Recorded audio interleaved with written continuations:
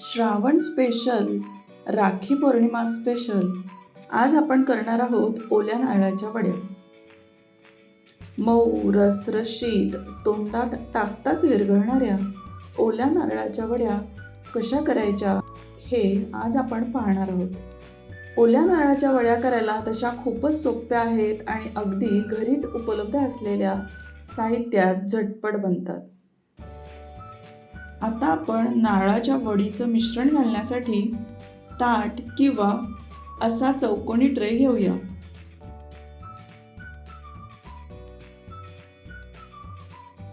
ताटात अर्धा चमचा तूप लावून घेतलं तरी चालेल,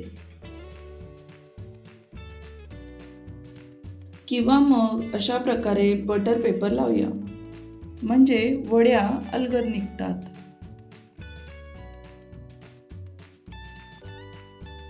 नारळामधलं खोबरं काढण्यासाठी थोडीशी मेहनत करावी लागते, तर अगदी सहज सोप्या पद्धतीने नारळामधून खोबरं बाहेर येण्यासाठी एक छानशी ट्रिक आपण वापरूयात.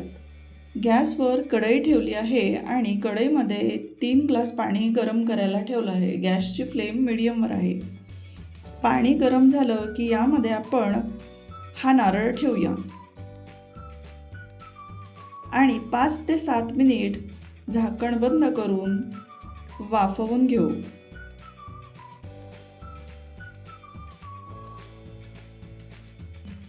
नारळ थंड झाला की नारळ आपण फोडूया. हे पहा, नारळ गरम पाण्यात वाफवून घेतला, त्यामुळे खोबरं अगदी सहजपणे निघालं आहे.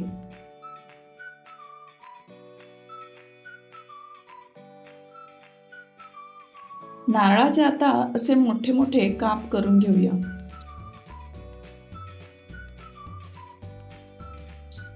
आणि सोलनीने खोबऱ्याची अशी मागची बाजू आपण काढून घेऊया. ही मागची बाजू काढल्यामुळे खोबऱ्याच्या वड्या मऊ लुसलुशीत होतात आणि पांढऱ्या शुभ्र होतात.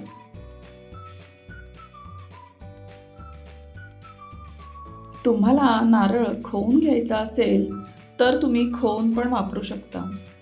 नारळाचा हा बाहेरचा भाग नसेल काढायचा तर नाही काढला तरीही चालेल, पण काढल्यामुळे वड्या मऊ लुसलुशीत होतात. मी आता या सोललेल्या खोबऱ्याचे असे छोटे छोटे काप करून घेत आहे आणि मिक्सरमधून बारीक वाटून घेऊया. गॅसवर जरा जाड बुडाची कढई किंवा पॅन ठेवूया. नारळाची वडी करताना जाड बुडाची कढई किंवा पॅनच वापरा. आपल्या आवडीनुसार ड्रायफ्रूट्स कापून घेऊया. मी बदामाचे असे बारीक बारीक तुकडे केलेले आहेत. 1 वाटी नारळाच्या किसाला पाऊण वाटी, म्हणजे 1 वाटीला थोडीशी कमी एवढी साखर मी वापरणार आहे. पॅनमध्ये 1 चमचा तूप घालूया. गॅसची फ्लेम मीडियमवर आहे. 1 वाटी नारळाचा किस तुपावर 3 ते 4 मिनिट परतवून घेऊ, म्हणजे खोबऱ्याचा कच्चापणा निघून जातो आणि वडी जास्त दिवस टिकते. यामध्ये पाऊण वाटी साखर घालू, पाव वाटी दूध घालू. आता गॅसची फ्लेम मीडियमवर आहे. साखर आता हळूहळू विरघळायला चालू होईल. मिश्रण आपण सतत हलवत राहूया, म्हणजे ते खाली करपणार नाही.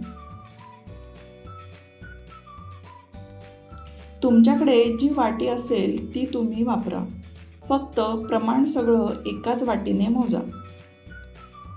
साखर वितळली की मिश्रण थोडं आणखी पातळ होतं. मिश्रण व्यवस्थित घट्ट होईपर्यंत गॅसवर शिजवून घेऊया. घट्ट होईपर्यंत मिश्रण सतत हलवत राहूया, नाहीतर ते खाली करपेल. आता यामध्ये 2 चमचे दूध पावडर घालूया, त्यामुळे वडी आणखीनच स्वादिष्ट बनते. हे ऑप्शनल आहे. दूध पावडर नाही घातली तरी वडी खूप स्वादिष्ट बनते. 3 ते 4 वेलचीची पूड घालूया.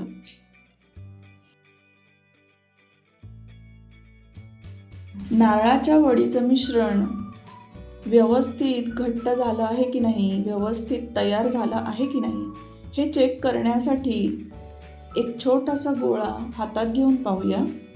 गोळा हाताला चिकटत असेल तर थोडा वेळ आणखीन मिश्रण परतून घेऊया आणि मिश्रणाचा व्यवस्थित गोळा बनला की आपलं नारळाच्या वडीचं मिश्रण तयार आहे. आवडीप्रमाणे यामध्ये ड्रायफ्रूट्स घालू आणि सगळं व्यवस्थित मिक्स करूया. हे पहा, नारळाच्या वडीचं मिश्रण तयार आहे. हे पहा, नारळाच्या वडीचं मिश्रण व्यवस्थित तयार आहे. आता वडीचं मिश्रण ट्रेमध्ये किंवा ताटात काढूया. वाटीला असं थोडंसं तूप लावून घेऊ आणि मिश्रण एकसारखं दाबून घेऊया.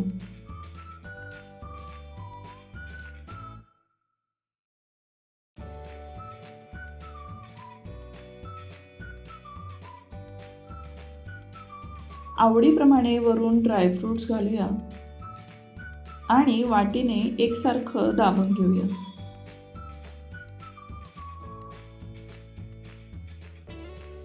पंधरा ते 20 मिनिटांनंतर मिश्रण थोडं थंड झालं की आपण वड्या पाडूया.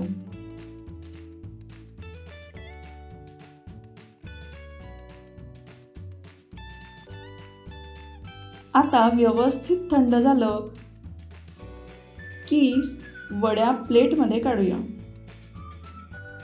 हे पहा, नारळी पौर्णिमा विशेष ओल्या नारळाच्या वड्या तयार आहेत. आवडली ना रेसिपी? मग पटकन सबस्क्राईब करा.